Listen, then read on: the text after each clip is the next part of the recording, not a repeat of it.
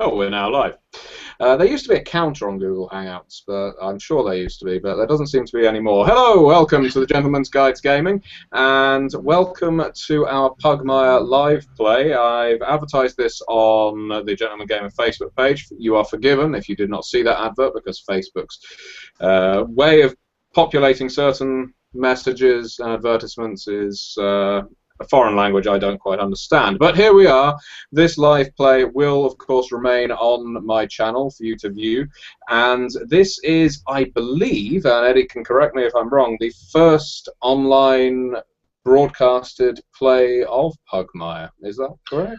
There was one earlier last week, but that was in German, so it's the first English language live broadcast. Well, okay, well, this is the first English language Pugmire. I'll take that as a victory.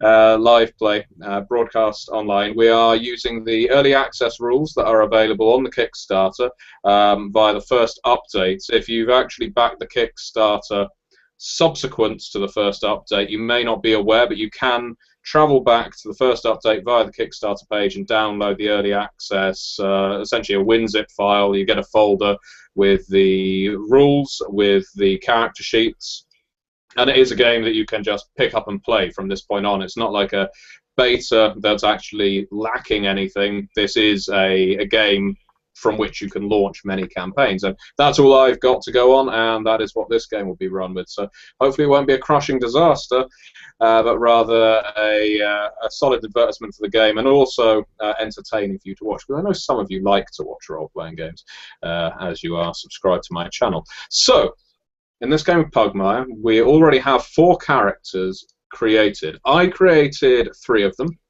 One of the players created 1 of them, and that's that player who, if you can't see him in the little boxes down below, you'll probably recognize shortly. Found the character creation process incredibly simple. I did as well. I was able to create these characters in all of about 15-20 minutes each, if that, which is quite something when in a game I'm playing every week right now it took 4 hours to create characters. So I say that's a solid promo. I think I will turn it over to the players to explain who their characters are and what exactly they are about. We'll start with you, Larry, if we may. Oh dear, I just had so many flashbacks to school. All right. Should I just paraphrase it or read out the novel-length, extremely detailed description I wrote? Oh, feel free to read out the novel-length, extremely detailed description. That's what the people want to hear. Right. Having long ago cast off the shackles of civilized society and all of its rules and etiquette, Ajax Bloodhound lives the life of a free dog and explores the wilderness to see all that he possibly can.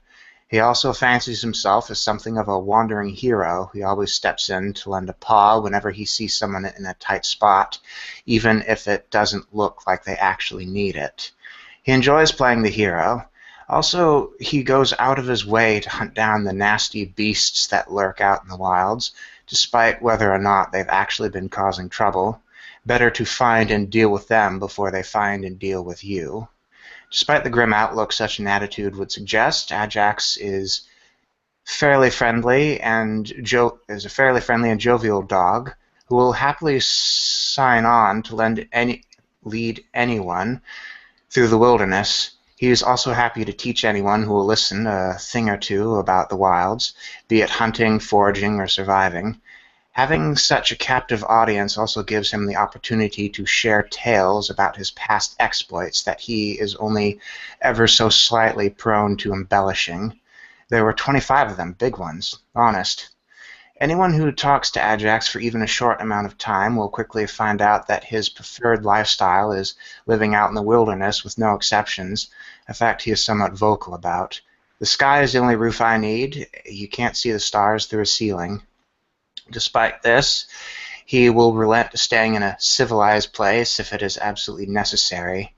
He'll just have to complain about it a little. As a result of his hunting of beasts and monsters, as well as long periods of time by himself, he has developed an almost hair-trigger reaction where whenever he sees a scuffle, brawl, or battle, he'll want to join in, either out of a desire to stop the violence before it spreads to hurt others, stopping violence with more violence, naturally, or a subconscious desire to overcome a challenge, perhaps a mix of the two. Lovely. Thank you very much for your reading. And Ajax Bloodhound is of the Bloodhound breed. He is a hunter, and yeah, I'm sure you can all picture a Bloodhound. If you cannot, look one up. They have lovely jowly faces, dribble all over the place. And then we have Jenny, who you will recognize from her channel, The Rogue DM, which is also a role-playing channel. And although we have role-play together in person, and in fact, I've just recalled I did appear as Saruman in an online game of The One Ring with her once. This is the first time we've actually appeared on the same channel, well, my channel. So Jenny, if you could tell us about your character, please. It's going to be very hard to follow up.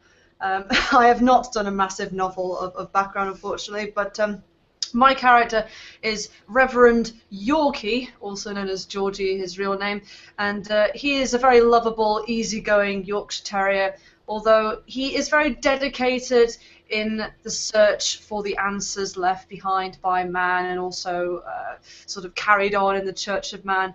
In fact, you may think he has more of an interest in man himself than his own species, but he does interact well with his other fellow dogs, of course, and he loves getting in on social interaction and conversation, especially when regarding the great Church of Man.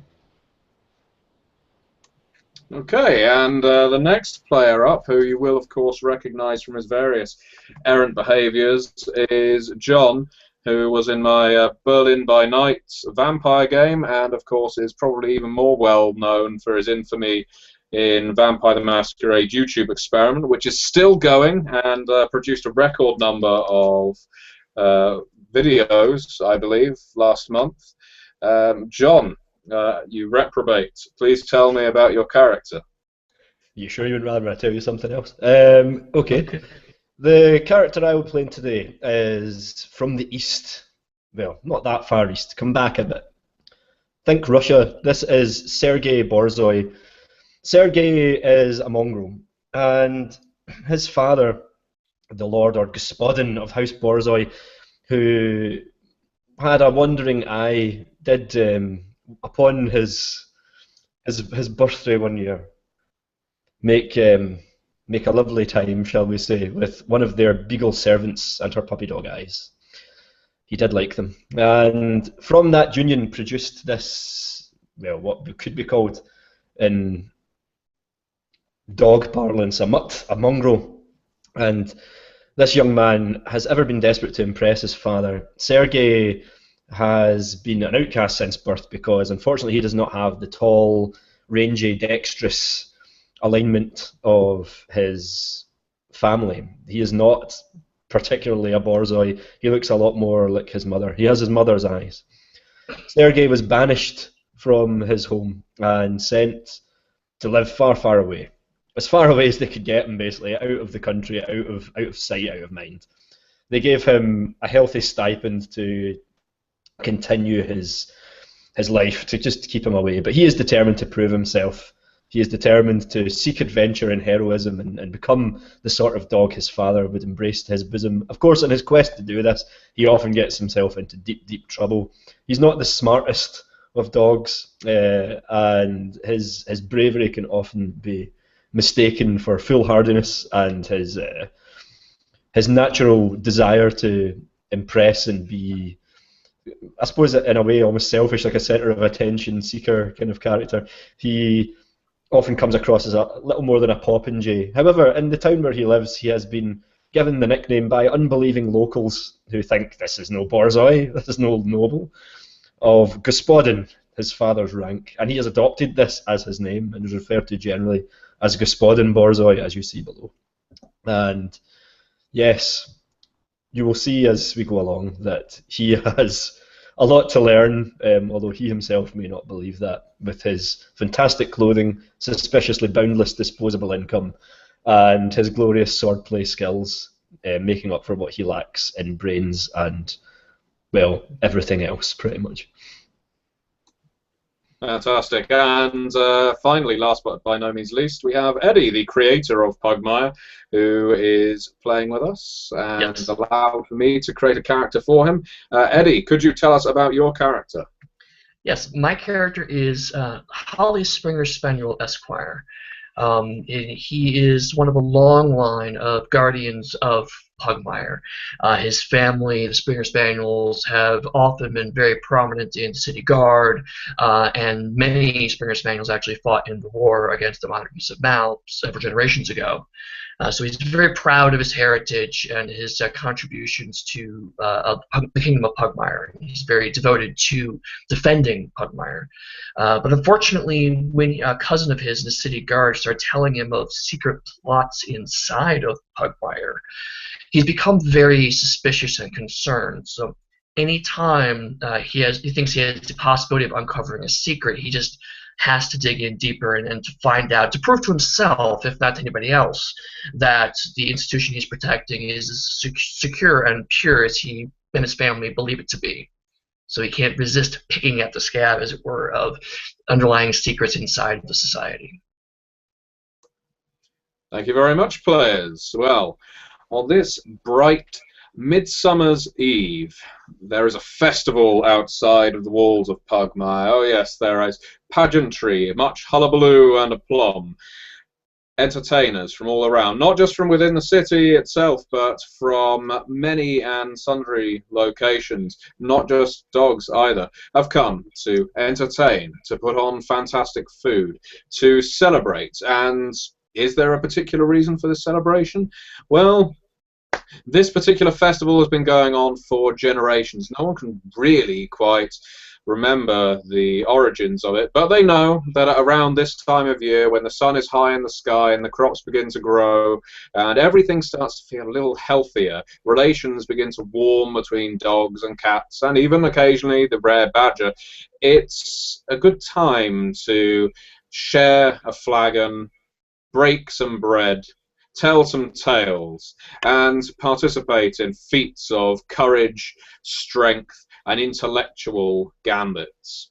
And this is what draws all of you to these covered tents, the bunting that's spread from place to place in many and varied colours. Everyone is happy. Everyone is joyful. And for various and sundry reasons you are here.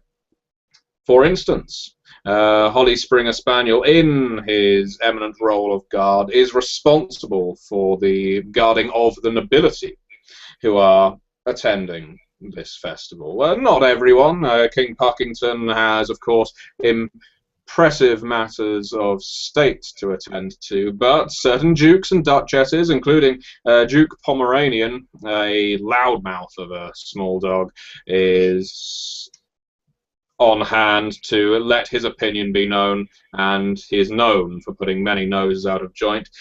Their safety is paramount to Holly, but also Borzoi has travelled far, perhaps to return to his family, perhaps to reclaim some of his family honour or prove that he is worthy of the name, and it is at the time that he has returned that this festival is taking place.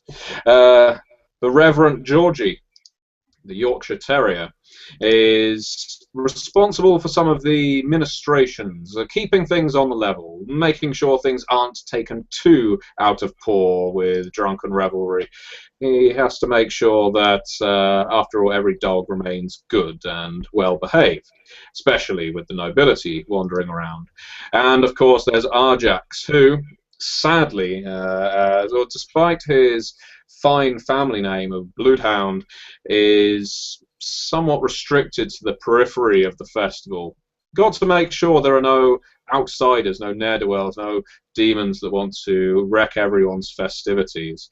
But still, this is what draws all of you here. As jugglers, as fire eaters, as pigs roast on spits, this is where we are.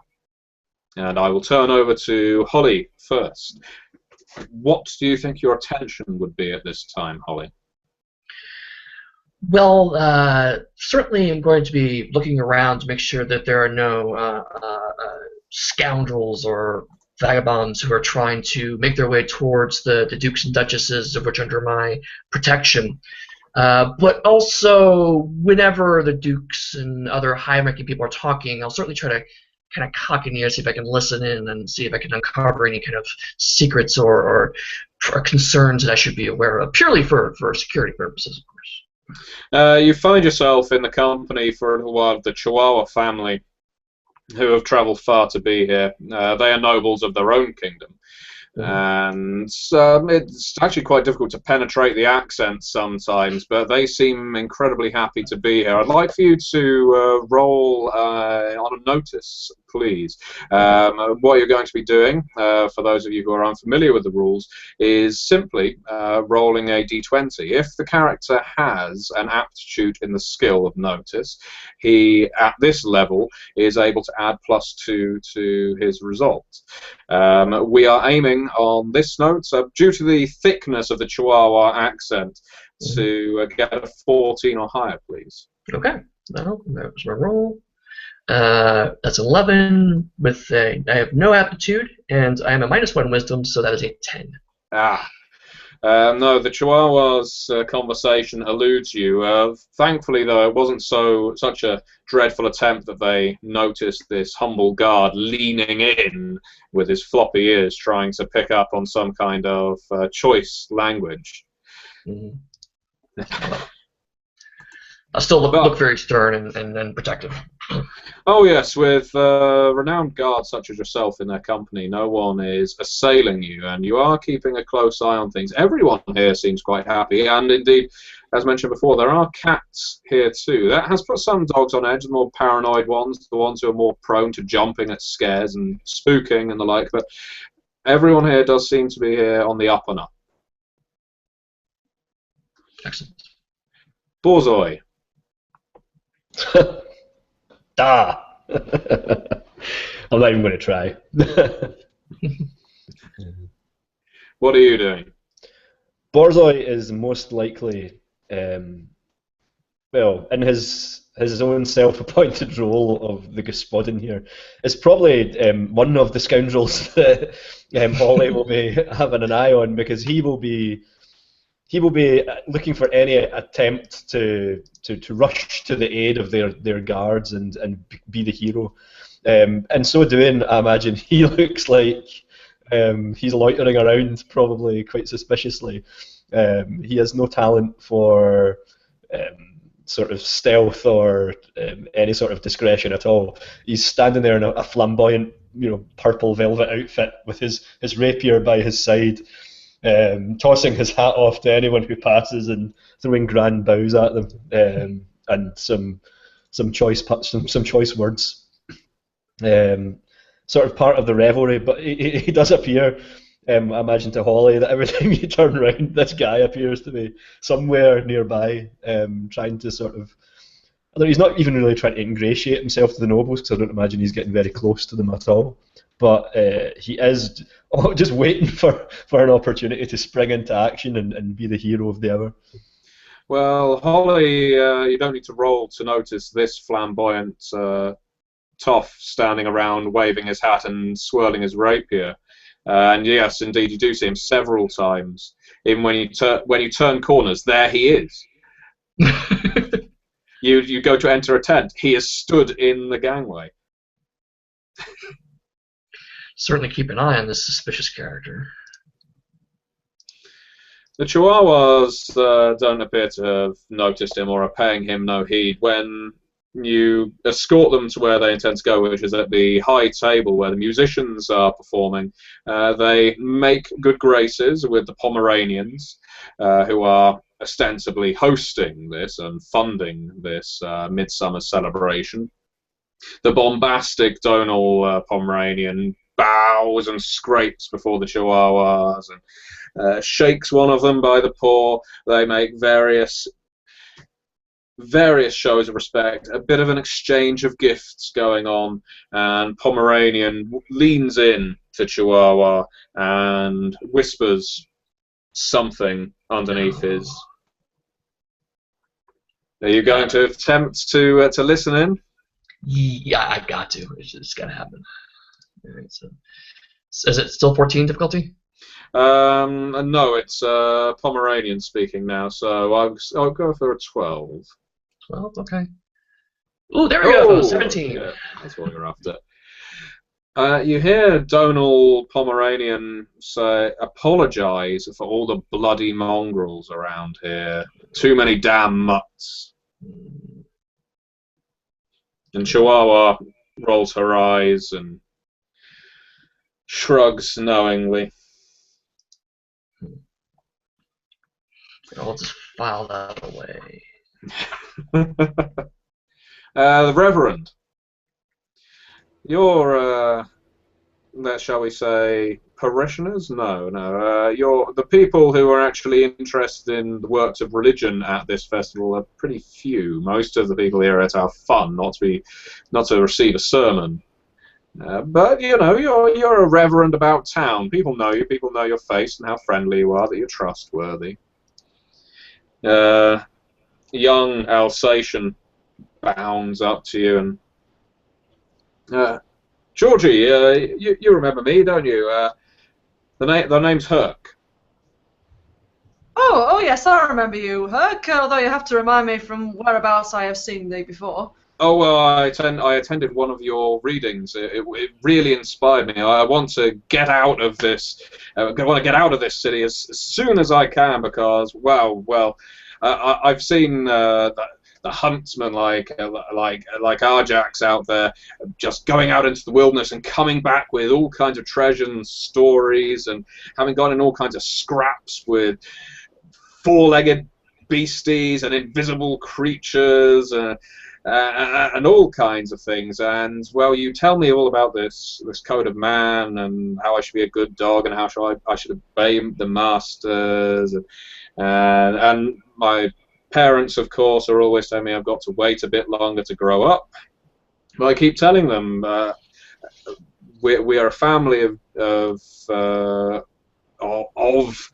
hunters, or we're big dogs. We can go out there. We can explore the world. We don't need to be restricted by these walls. I'm sure in the Code of Man it says something about going out and exploring the world and making it your own.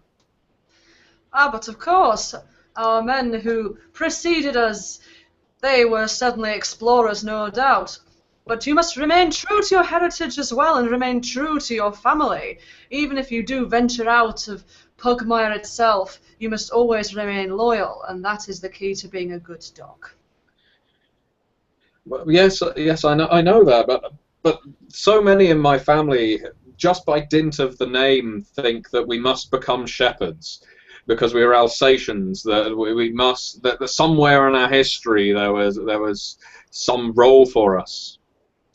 And yet I don't feel the calling myself, Reverend. I feel the need to go out and venture out, not study scripture and tell people what's right or wrong. No offense, of course, meant, Reverend. I have all the respect in the world for your profession and your calling. None taken at all.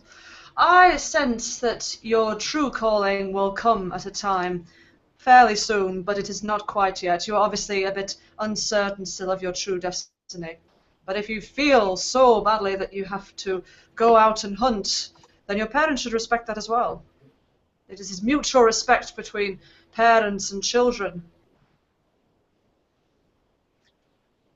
I don't think you need to roll any kind of persuasion here. You're speaking in typical religious double speak. Obey your parents, but do what you like. As long as it's obeying your parents. Do whatever you want as long as you follow these exact rules. Yeah. So somewhat confused. Herc. No, I think I understand. I think I understand what you're getting at, Reverend. This is why I love listening at your feet, and why so many of us do. You always have a way with words.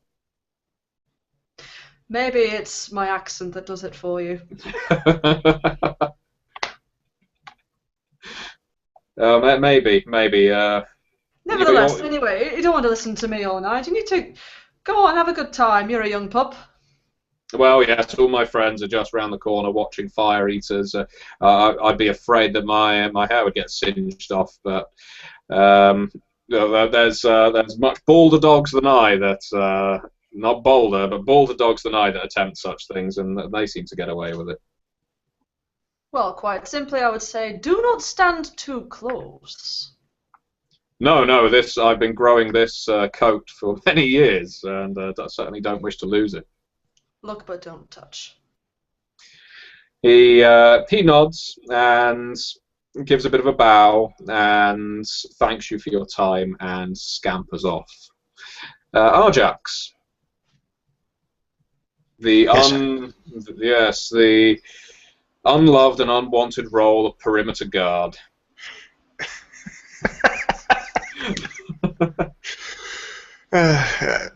And perimeter guard, that's something that I'm actually been assigned to do, or just something that No.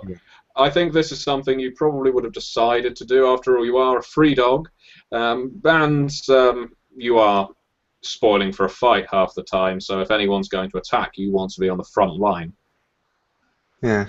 I suppose I am keeping the perimeter, but I might want to stop and talk to anyone as I walk by, hoping that I might get a free drink or bite to eat. Maybe regale them with one of my mostly true tall tales. Generally true.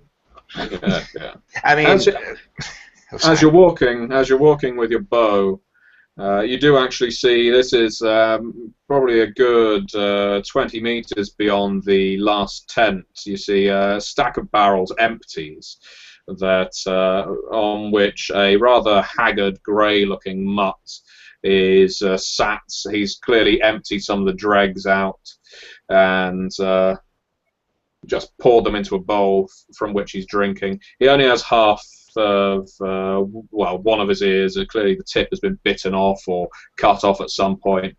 He doesn't look feral, but he certainly looks a little mangy. I call out to him and ask, "Are you supposed to be here?"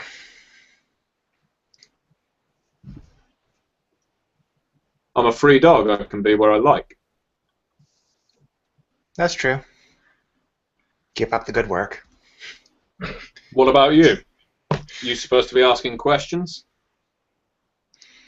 More or less. Do you want some dregs? That's where the best drink resides. I look over my shoulder to see if anyone's watching and also see if anyone is approaching from any directions. Do a notice roll, please. I'll ask for you to roll on a difficulty of 10. Alright. I have an aptitude and notice, and I have a trick and keen observer, too. Okay. I can't imagine there's going to be any difficulty here. But I rolled a 13. Exactly. So there's no one approaching from outside of the, shall we say, well, the festival. There's a few people spilling out. No one appears to be paying any close attention to you. But you're a big dog. You draw eyes. And so as you make your way closer to the mutt, there's a few people that wonder what's going on. Is there going to be a fight?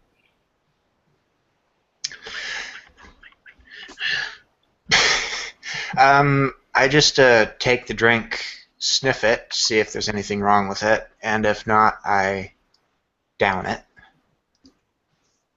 Hey, that took me quite a while to scrape and get out of... These barrels were supposed to be empty. You just drank all of my drink. What the hell? He launches himself from off the barrel on which he was sat. What the hell? I offered you a drink. I didn't offer you all of my drink. That was my bowl.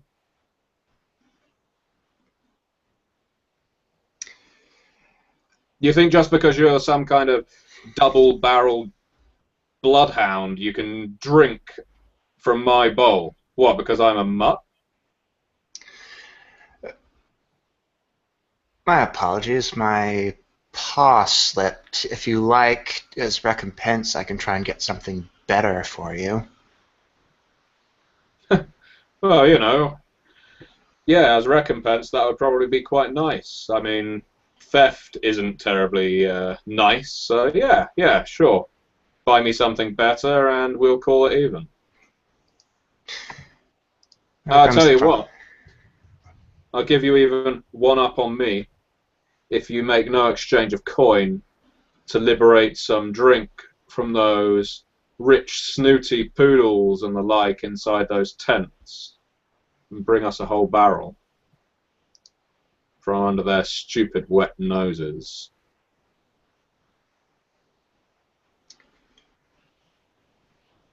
I'll think about it. Sit Yeah. tight. Now comes the problem if I'd actually be allowed inside the festival proper. Oh, anybody would. It is free. It's just this mutt is clearly a belligerent of some variety. He doesn't wish to be inside.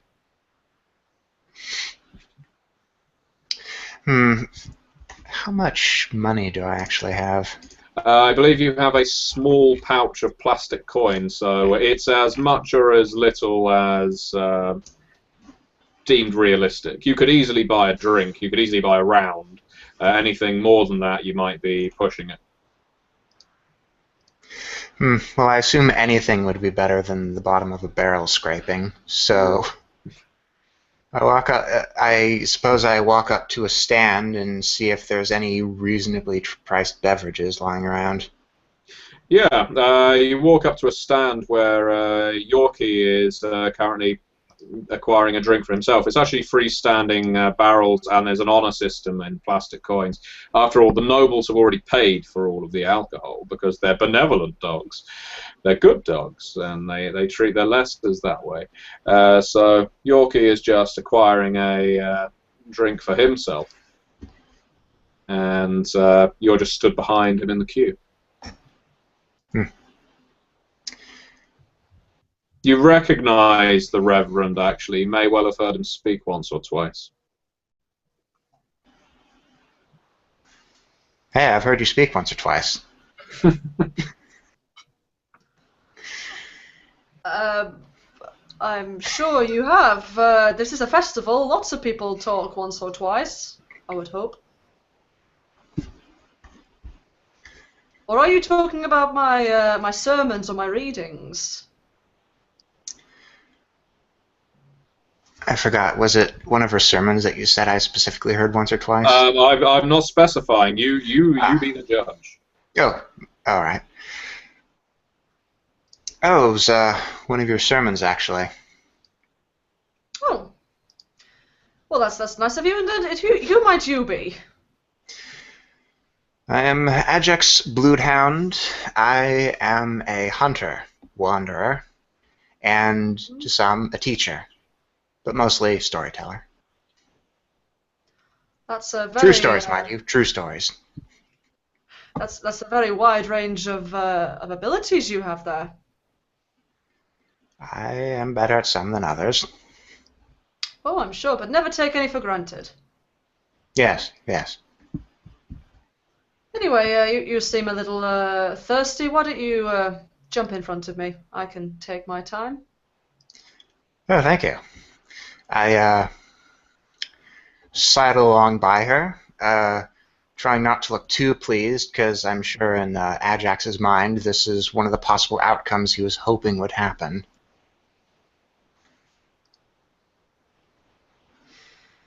You think that might be the end of the conversation, but then Georgie sort of pipes back in over your shoulder and starts asking you things like, "So, what is your favourite drink anyway? What kind of thing were you having? I hear they've got a few nice barrels open, especially for Midsummer's Eve." Well, there isn't that wide a variety of drinks and alcohols out in the wilds, so I'm usually pleased to get anything heavier than water. And headier than water, too. Well, I'm just taking a look at the at the wines, although I haven't got much left.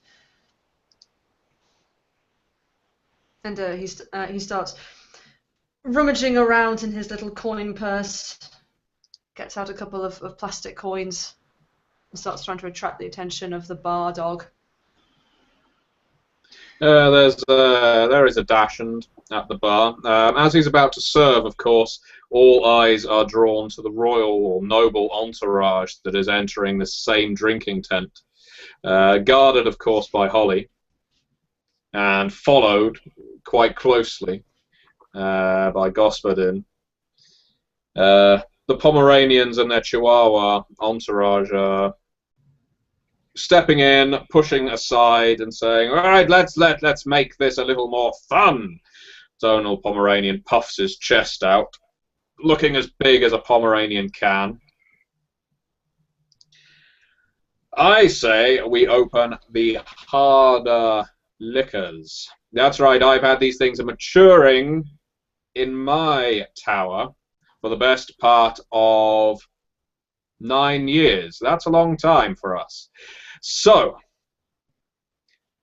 anyone who is in this tent right now that can trace their line to a noble family is, of course, entitled to drink of my fine liqueur. There's a bit of hubbub at that, a bit of hullabaloo. Some people seem a little unsure about the language he just used, and the Chihuahua say, "You mean everybody, of course." No.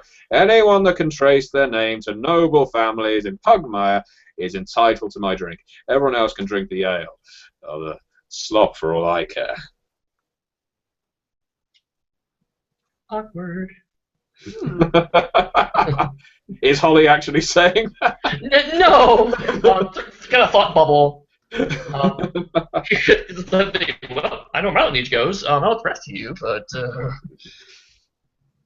Holly's going to kind of look around, slowly move his hands towards his long sword, just in case things get a little rowdy. A female mutt, dressed in riding leathers, stands up. "You saying we're not good enough for your drink, Duke?" "I am indeed saying that." "Well, at least he's honest.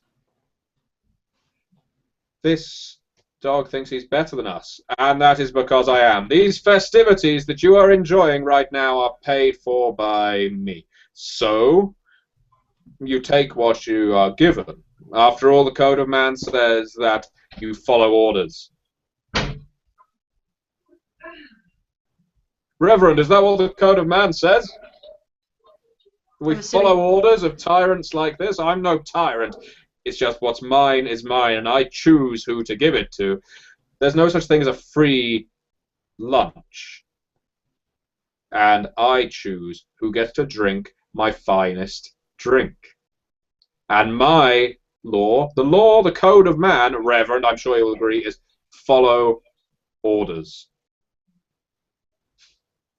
I'm assuming all eyes are pointing at me at this point. Yeah, you've been appointed intermediary. So I'm looking around really, really awkwardly and trying to speak as diplomatically as possible.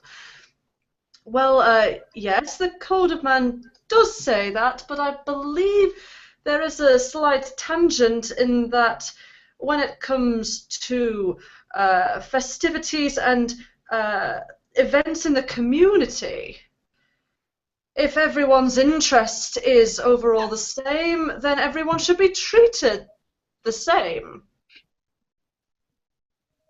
Wouldn't you also agree with that? Let's see. Would he agree with that? I think that's going to be a tricky persuasion. You can, by all means, give it a go to see whether you can get the Duke on your side in arguing dogma. But I'm going to ask that you get a 15 or higher. Okay. I've only got persuade. That's it. Yeah, to persuade. Okay. So you do have an aptitude. Yeah. So just which at means the you get bonus. +2 to your roll. Cool. Okay. And also your charisma modifier. 29. Yes, and your charisma modifier. Oh, I'm a charisma modifier as well. Well, still not very good. Ooh, okay, so that would be a 12 in total. I think the Reverend has got too deep into his cups. I believe the exact wording is obey the master. Follow orders. There is nothing in the Code of Man about sharing with the community.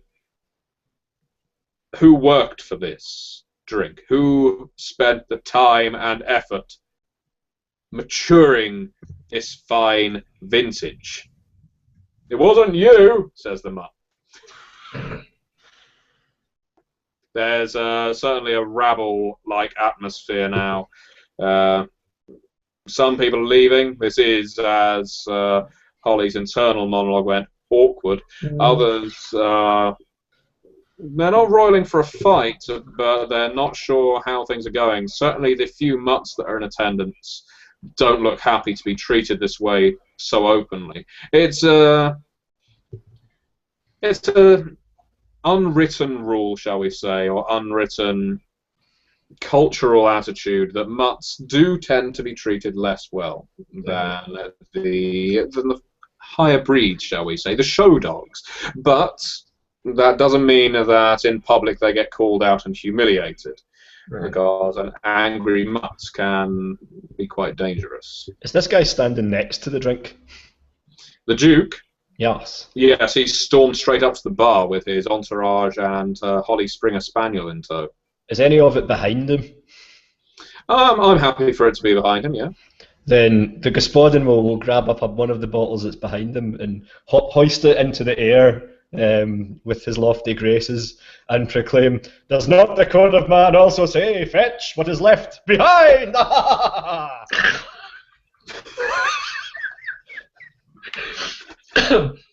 The science checks out.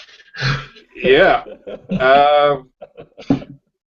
The reaction is immediate alarm, I imagine, by the Pomeranian's guards, Holly included. After all, there is a dog now stood on the bar with a bottle held aloft above the Duke's head. Right. Holly, how do you wish to react to this? I'm going to move so that I am between. So I'm gonna move so that I'm kind of in between the rest of the tent and Pomeranian, but also kind of in that backing into Pomeranian as again like the polite kind of maybe you should get out of here. He actually says to you, "Who the hell do you think you're barging into?" Sir, I'm here to protect you, and it seems like things are getting a little out of control. Perhaps it might be best if you were to take your drink elsewhere. This is my tent. These are my drinks. That's my chest you keep bumping into.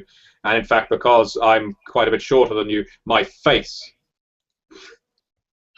You take your back off of me. I do not wish for you to touch me. If your advice is that I leave, then maybe we shall leave. But not until I get my drink.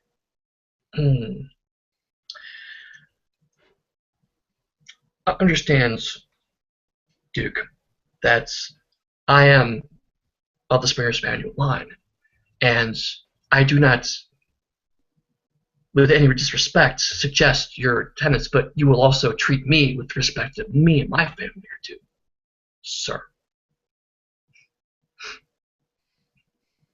The Chihuahuas tug on his arm. He's all right. He is of noble line, Duke. Possibly no more so than you. Do not say that. This is a guard.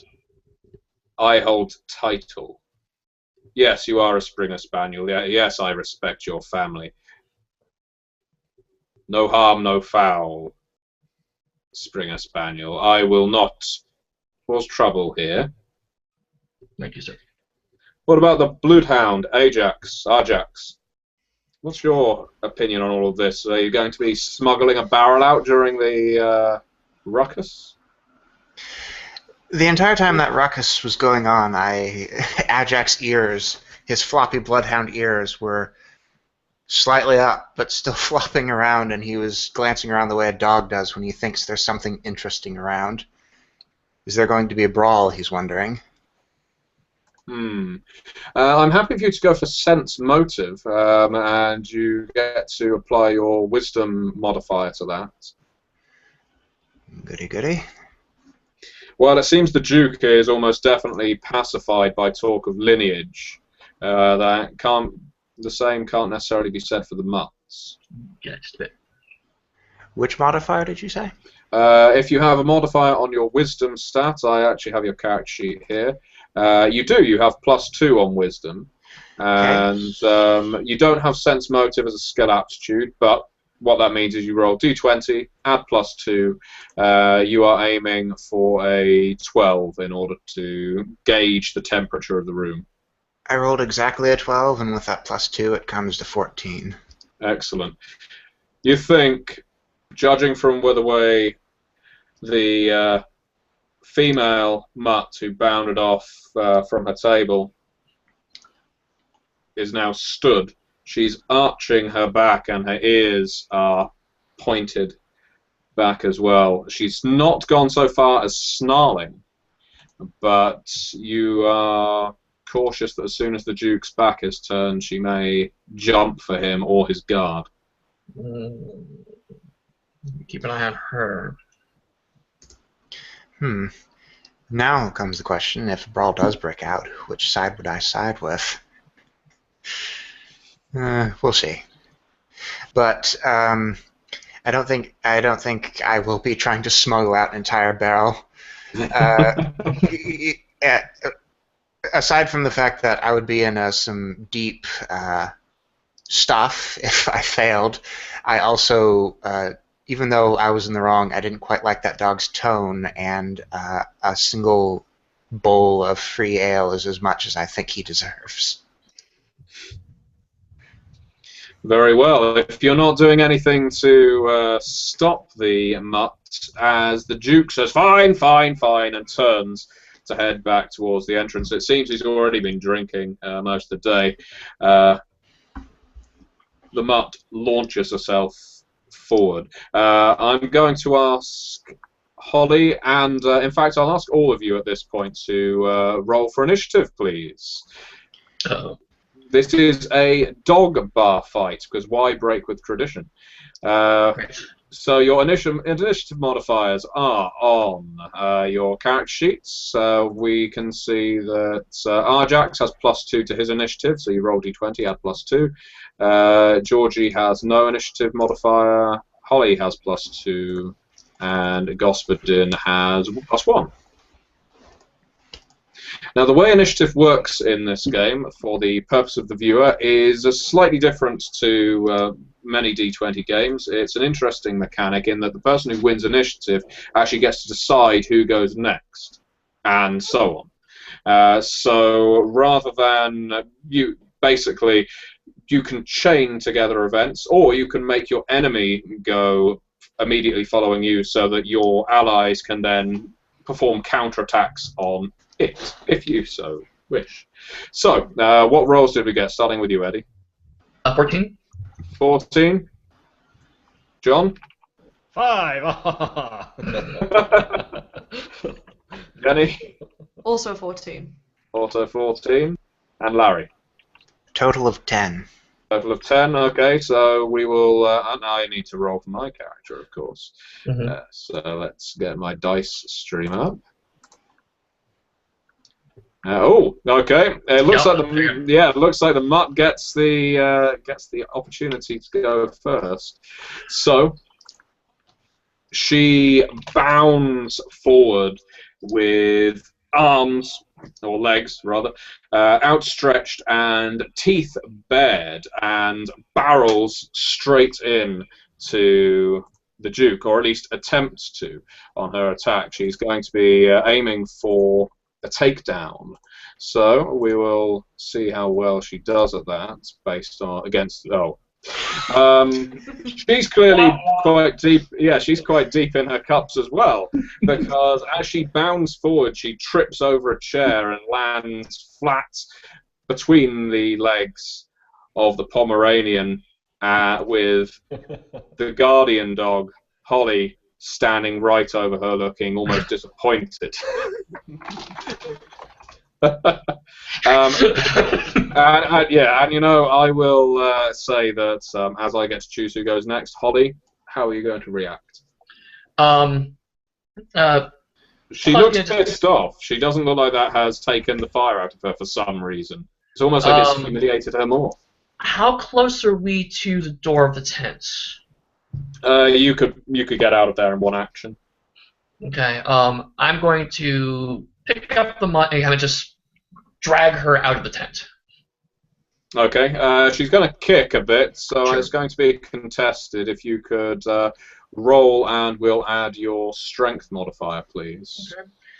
I don't have any aptitudes. Nope, so it's just strength modifier. So that is, let's see, 6 plus 2 is 8. Okay, and she is going to attempt to resist. And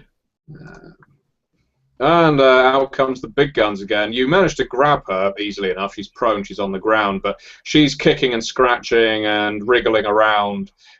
She's a small breed and difficult to keep your hands on such a creature when it's really writhing about the place. If anything, it's just causing more of a scene. She's kicking over tables and kicking out people's legs. It's angering some of the patrons now, who are sloshing their drinks and otherwise getting annoyed. Holly, you get to choose who follows you in initiative. I'm going to let Gaspadin go. You fool! Sure, be fine. I am going to maneuver myself over to the lunging mutt, and I'm going to attempt to appeal to her better nature with my puppy dog eyes and a sad story of "Stop! Don't do this! I myself, being of mixed heritage, I know what you're feeling, but we cannot do this. We cannot justify their hatred. A round of drinks for everyone." On the Duke, I will allow you to.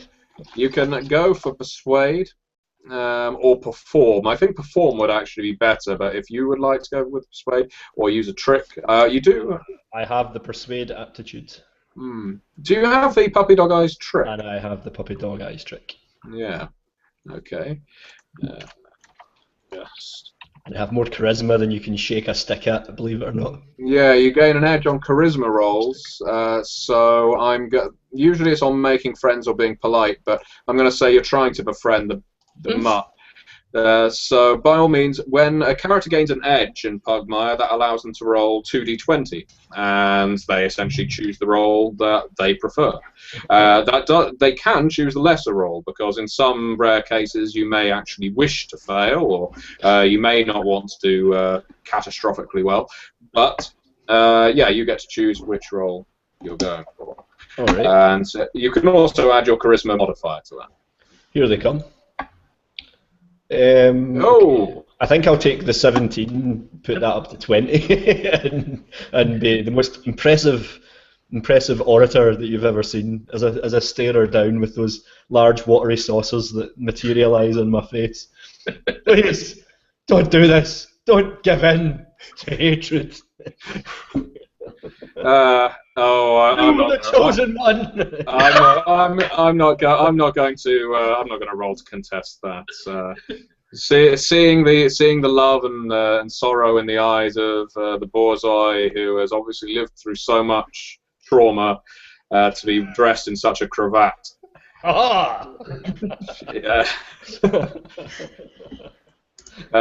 She nods. She whimpers a little. Her ears go down, and she looks thoroughly embarrassed for herself. The Gaspadin opens his stubby arms of his short body in a welcoming embrace. You get to choose who goes next, although there's not much of a fight now to diffuse or engage in. I think I'll deploy the Reverend Jeffrey Boycott. Okay.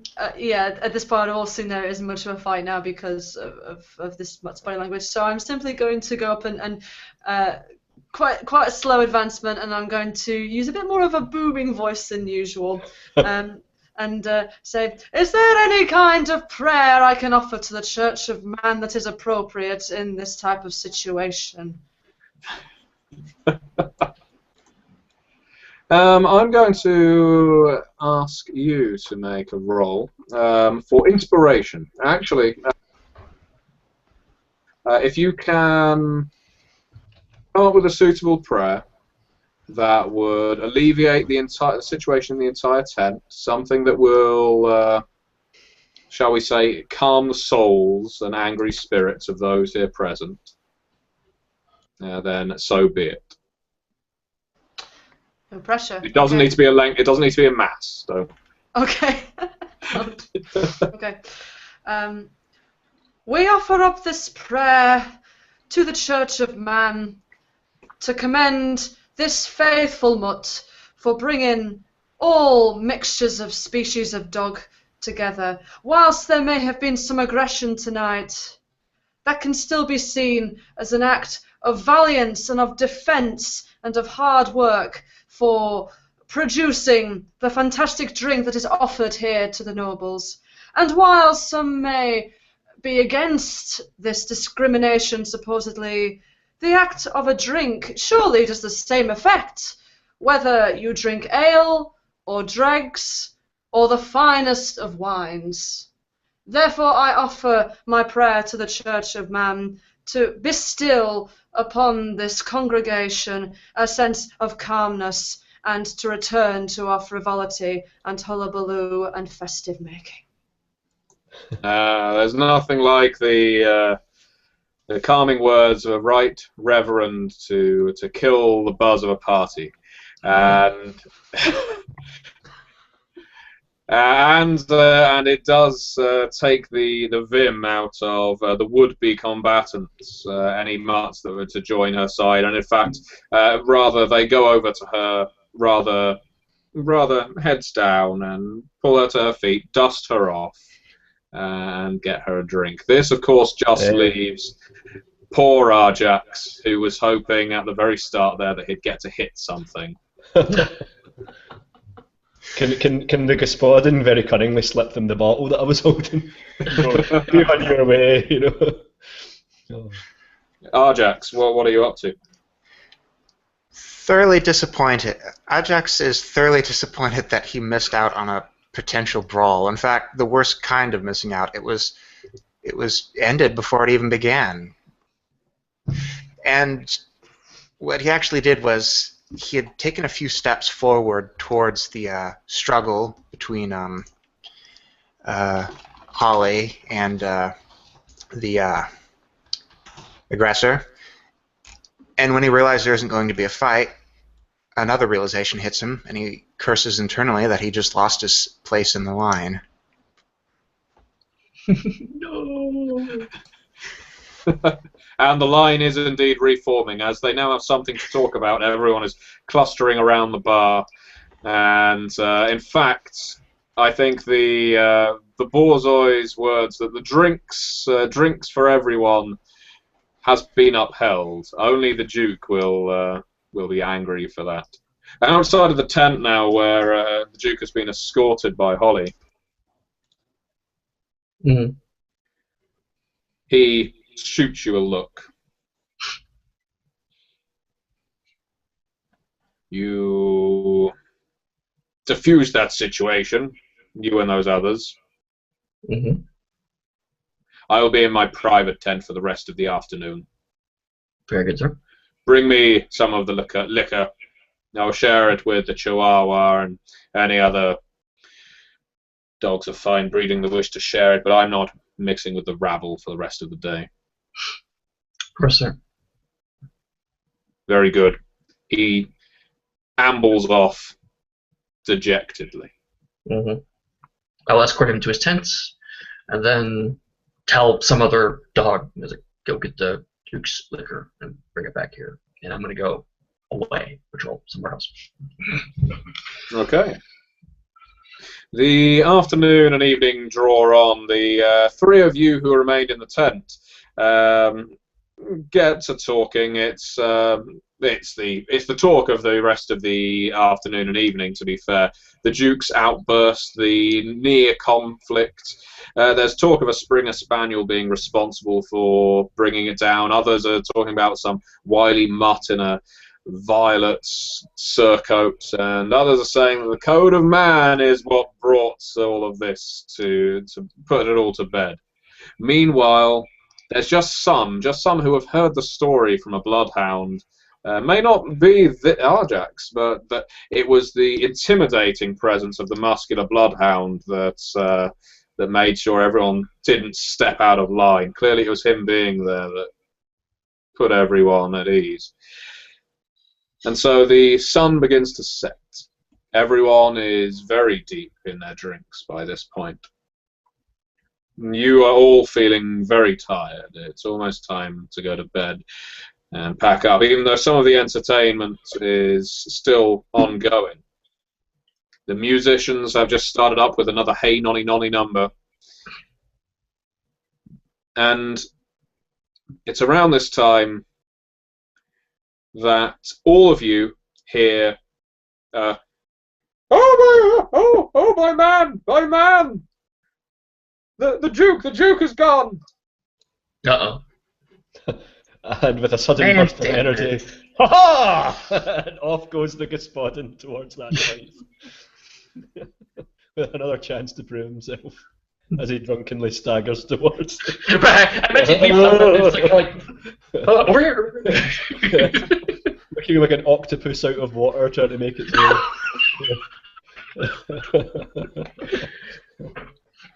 I'll also rush towards the tent. Yeah, the noise is coming from the Lady Chihuahua, who is stood at the entrance to Duke Donal Pomeranian's private quarters, or his private tent. Just as she is claiming in her broad accent, the Duke is nowhere to be found, and there are signs of a struggle. It appears he's been dragged from underneath the back of the tent, judging from the paw marks that are in the soil. That's not good. Just kind of search around, see if there's any kind of evidence that the tent was interfered with, if someone was sitting there planning to grab the Duke, if it was a kind of a snatch of opportunity, whatever. Okay. I think we could go with a search for that. I think that's a fair skill to use. Oh, good. Good thing anyone that wishes to assist, if you are assisting whether Holly wants it or not, you can do so. Yes, I would like the assistance, please. Because this sucks for me. Eddie, explain the assistance mechanic for us. Basically, as long as if anyone's assisting, it gives an edge to the roll, and the group can decide who's the best person to make the roll. Spoiler alert, it is not me. My wisdom is very low. Further spoiler alert, I am equally thick, I reckon. I'm shocked. Is Georgie and Ajax, have they ran to the scene? Well, yes, Georgie is wrapped his robes around him. He's a little bit disappointed he couldn't continue his very deep conversation about canine composers with someone he was talking to earlier. But he rushes out and sees that the others are having trouble, so he puts his nose to the ground and begins to sniff around. And Ajax? I assume after dealing with the liquor debt, Ajax would have come running at the first shout, and he would probably happily, or at least nonchalantly, cool-like, assist as well. Okay. Well, I'm happy for, I believe the one of you who has the highest wisdom is going to either be Ajax or it will be Georgie. I think it's Georgie. Yeah, Georgie edges it. And indeed Georgie, but Ajax has... I think you locked up. The suspense is killing me. Has frozen. That is the best Frozen face ever. I believe it's at this point that we go into a musical number. Let it go, let it go. I think that screenshot there is an ideal thumbnail for the video this is going to become. Yes, absolutely. He's legit stuck frozen, man. You'll probably rejoin in like a minute. Yeah. And now for the Spartan Borzoi display team, quickly! It's a Pugmire dance number. I was going to say I'm a bit prayed out for the minute. If someone else could do the entertaining. I could tell a story. And it were written in the code of man that it were not cricket. I have to publicly acknowledge the Jeffrey boycottness of that character and how much it amuses me. It's that was really wonderful. Oh man. Yeah, there he goes. Yeah, I'll be back in a minute. System restarting due to fatal error. Yeah, probably just be a connection issue. I get that from time to time. Well, 36 people are watching us. the fools! Nice. I should have made this character Shredder. I've said fools twice. So you're no doubt going to be the ringleader of this search tactic while the drunken octopus roams about the tent. It's like, It's like flails around the ground. It's like going, oh, it's a shoe.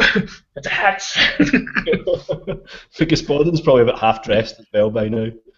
His hat's somewhere else. Yeah. He keeps finding his own clothes. It's just like, this looks pretty familiar. In fact, instead of doing this search, he turns around and he'll say to Holly, like, I've ever told you about the time that I sliced an apple into 8 concentric circles with one swipe of my rapier. What? What does that do with the Duke? Who cares? Are you going to slice a Duke in 8 concentric circles? Yes. No. Ha! That is the wrong answer. You're under arrest, Borzoi. Okay. Oh. You'll never get away with it, Borzoi. I just look at you. Yes, I will. Oh. Please, can I get away with it? Okay. Just once, that'd be great. I'll never do it again, but I will boast about it for the rest of my life. Oh dear. I think he's actually having to like restart his entire computer. So bear with us, folks. He hasn't Welcome got to a live BSOD, has he? No idea. No. That would be so bad. I think at this point, as Georgie is sniffing around, he's going to sort of do a little sermon on the importance of smell and the scent that has been granted to everyone by the Church of Man. For men themselves were not good enough sniffers, so they used their pets to sniff for them, and therefore reveal many details that men could not find. And thus spake their followers, Arf.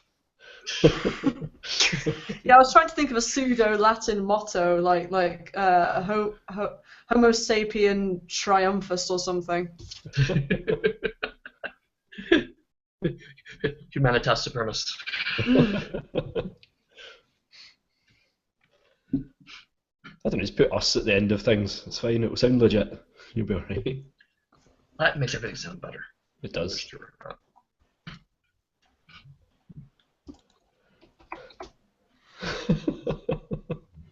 Oh dear.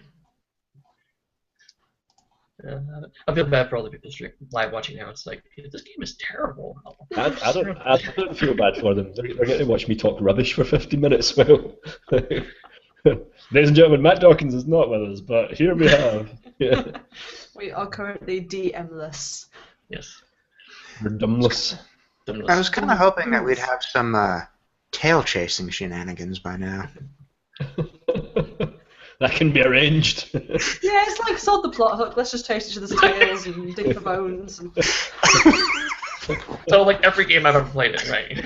The Gospodin was about to solve the mystery, but then, oh, look, a squirrel! And then it comes episode of Scooby-Doo. I would have gotten As away long as with it's it. Scooby-Doo, not Scrappy-Doo, that's all Oh right. God, no. We don't speak that No, name. no. That name is not to be spoken ever again. And it Church turns of Man out, forbids it. Scrappy is the villain of this session. I might suggest to you, Eddie, that Scrappy is written into the Code of Man as their Satan character, perhaps. Might be a copyright issue. Channel. Just a smidge, yeah. No, but so you can get around it by just like, we know this now, but then like, well, you use he who shall not be named sort of thing. Right. Don't say his name. Or you could just The Great Little One or something. Yes. Do not You could invoke just, the puppy power. Do not. you could just jumble some of the letters around in a clever code, like instead of Scrappy-Doo. Scrappy-Doo, Dappy Screw. Scooby-Doo.